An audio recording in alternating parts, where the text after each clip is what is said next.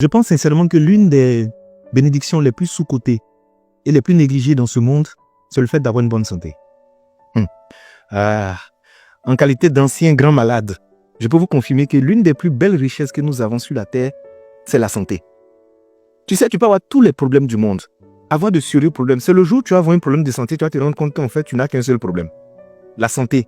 C'est l'une des richesses les plus silencieuses, les plus précieuses, les plus dangereuses, les plus délicates qu'on possède. Mais malheureusement, les hommes négligent ça. Je ne dis pas qu'on n'a pas de problème. Effectivement, on a des problèmes. Mais si tu as un problème de santé, c'est là que tu vas te rendre compte que tes vrais problèmes commencent maintenant. Vous savez, on est passé par des endroits. On a rencontré des personnes qui parlaient avec arrogance, avec suffisance. On voyait des personnes qui criaient « Tu sais qui je suis? Je vais te créer des problèmes. Je vais te faire du bien en fait. » Le jour où les personnes sont même malades, c'est là qu'elles se sont rendues compte qu'elles ne sont absolument rien.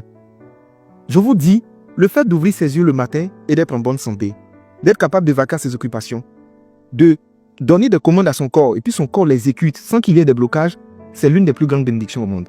C'est pourquoi je dis quelqu'un qui a la santé ne peut pas dire que cette personne est pauvre. Elle doit juste se dire, je n'ai pas encore eu l'argent, mais la richesse seulement je l'ai en moi. Je veux vraiment, en parlant de cette vidéo, dans cette vidéo, donner un message d'espoir à toutes les personnes qui sont malades, qui ne croient même plus en leur guérison. Vous savez, tout le monde peut guérir. Moi, je faisais 27 kilos. Ils m'ont diagnostiqué une maladie chronique. C'est-à-dire, même les médecins, les experts étaient pessimistes en voyant mon cas. J'ai été mis au CHU et il y a un endroit qu'on appelle le peut-être. C'est-à-dire, on n'est pas très sûr que tu as sorti, on te balance là-bas. Ils m'ont placé aux urgences, au départ. Il n'y avait même pas de moyens pour payer mes ordonnances. À côté de moi, il y avait un monsieur. Tu sais, quand quelqu'un est riche, tu vois, tu sais. Autour de lui, il avait des enfants, il avait des personnes. Et il y avait plein de médecins autour de lui. Les factures viennent, ils payent. Les factures viennent, ils payent. Les factures viennent, ils payent. Moi, je suis dans mon coin. Une facture est venue, deuxième facture. Mon cher, mon père est en train de réfléchir à comment il va nous faire sortir des urgences pour m'envoyer dans un autre endroit parce que ça coûtait trop cher. Le monsieur là, nos regards sont croisés. Il était à côté de moi. Il est décédé sous mes yeux. Je suis sorti du CHU. Je suis tombé grièvement malade au Ghana. Ils m'envoient à l'hôpital de Koué. Je me suis retrouvé au milieu des gens. Tout le monde me regardait, ils étaient étonnés. Je suis sorti de là. C'est cette maladie qui était lourde. Et en ce moment, c'est-à-dire, même marcher 5 mètres, c'était difficile. Me laver, c'était compliqué. C'est en ce moment qu'en fait, l'humilité te gagne. Et puis toi, tu t'assois et puis tu dis, mais moi, mais c'est rien quand même. Hein. C'est notre caleçon qui est gros. Sinon, il n'y a rien dedans. Je vous assure. C'est pourquoi je vais dire aux personnes qui aujourd'hui ont une bonne santé, préservez votre santé au-delà de tout. Il y a des gens qui prennent trop des risques dans leur alimentation, dans leur vie au quotidien. Tu es jeune comme ça, tu marches, tu es essoufflé. Tu ne fais pas de sport. Tu te nourris mal.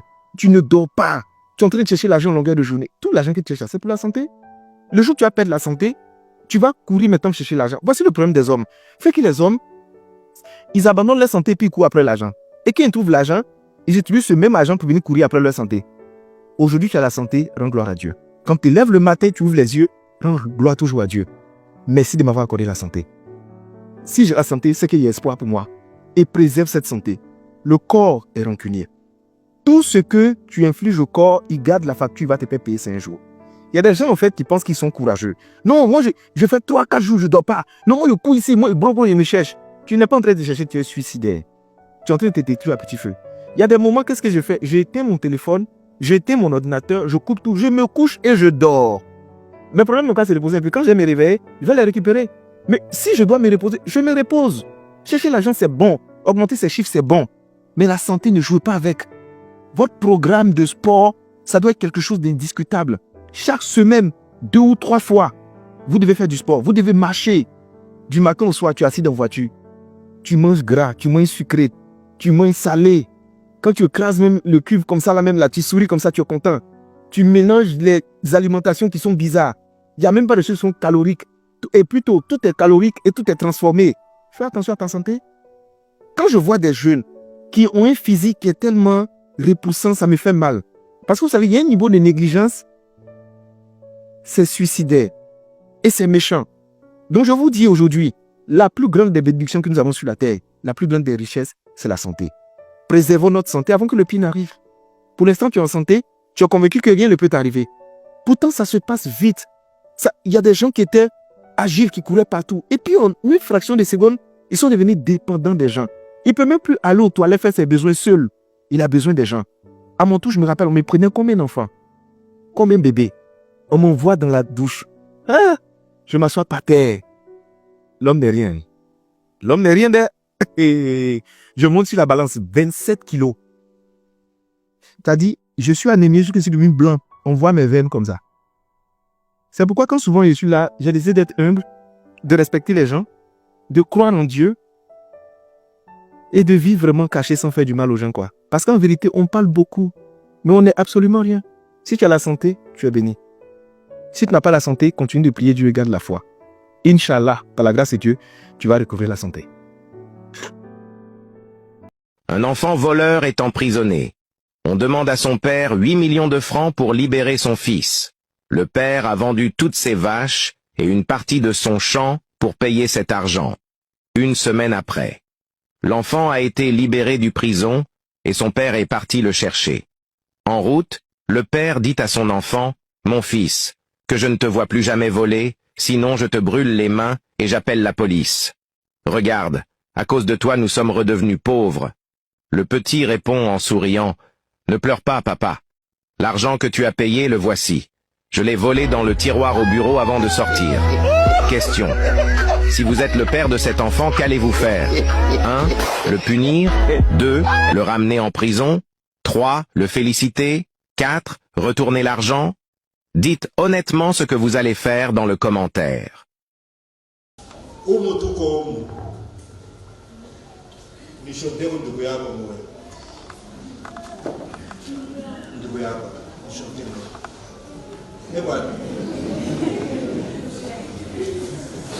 Mfuate mzuri ya? Ni dada yako au ni dada yako? Kisha enjoy. Jo vile. Jina yake ni nani? Nani? Tendresse. Ah, Tendresse, jina bien. Afu wewe? La joie. Ah, la joie. Ok, la joie na Tendresse mrudi.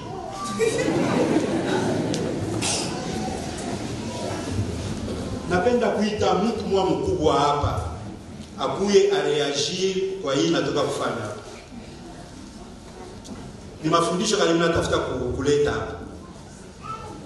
Mtu mkubwa, mama au baba mwakuya hapa. Kuya baba.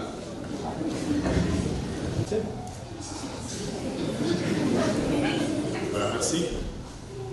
Son Excellence l'évêque anapenda atoneshe ile tunaita bunduku ni kusema nini, na mkuita mtoto anaita ndugu yake wa kwao.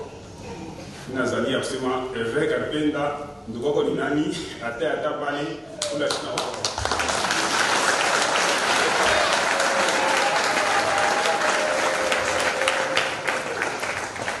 Alipasha kunishonta mimi sana ndugu yangu, wewe ni ndugu yangu. Alipasha kunishonta. Munaona mawazo ya bunduku. Ndugu wangu ni nani? Ni wa kabila yangu. Ndugu yangu ni nani? Yule kwa parti politiki wangu. Ndugu yangu ni nani? Yule tunalewaka naye samedi. Ndugu yangu.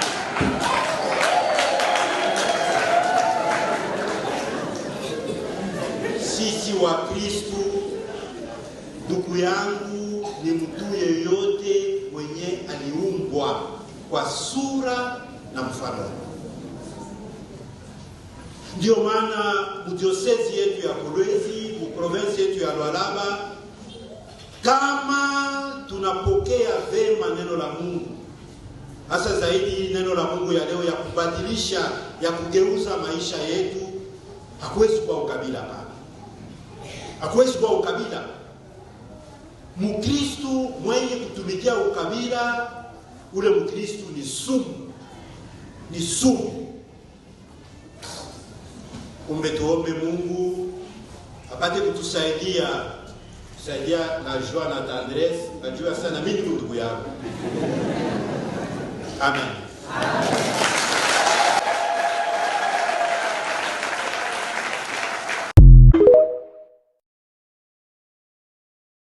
Mets ta main sur ta poitrine et répète cette prière à voix basse. 1 minute de prière puissante. Cette prière prendra environ 1 minute. Prie sincèrement et par la suite, ceux à qui tu l'enverras prieront pour toi. Lorsque tu es réduit à zéro, Dieu organise quelque chose pour faire de toi un héros. Père, au nom de Jésus-Christ, bénis-moi pendant que je lis cette prière. Bénis d'une manière spéciale la personne qui me l'a envoyé. Ouvre les portes spirituelles dans nos vies ce jour. Sauve et délivre. Donne-nous une double portion de ton esprit afin de reprendre tout ce que le diable a volé. La santé émotionnelle, la santé physique, les finances, les relations, les enfants, l'emploi, le logement, le mariage. J'annule toute conspiration, tout plan et stratégie que l'ennemi a mis en place contre nous au nom de Jésus-Christ. Et je déclare que toute arme forgée contre nous sera nulle et sans effet. Je déclare la vie dans toute situation morte et te remercie, Père, parce que rien n'est fini tant que tu n'as pas dit que c'est fini.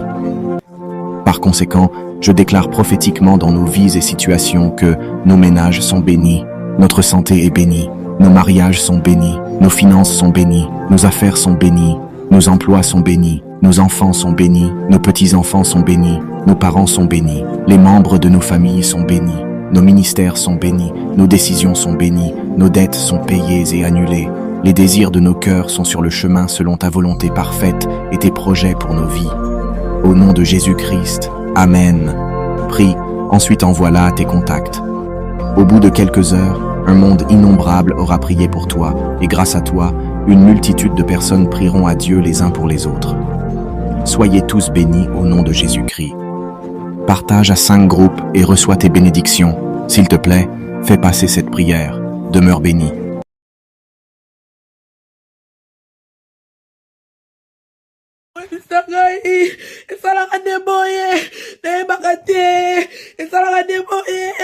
Esa la gade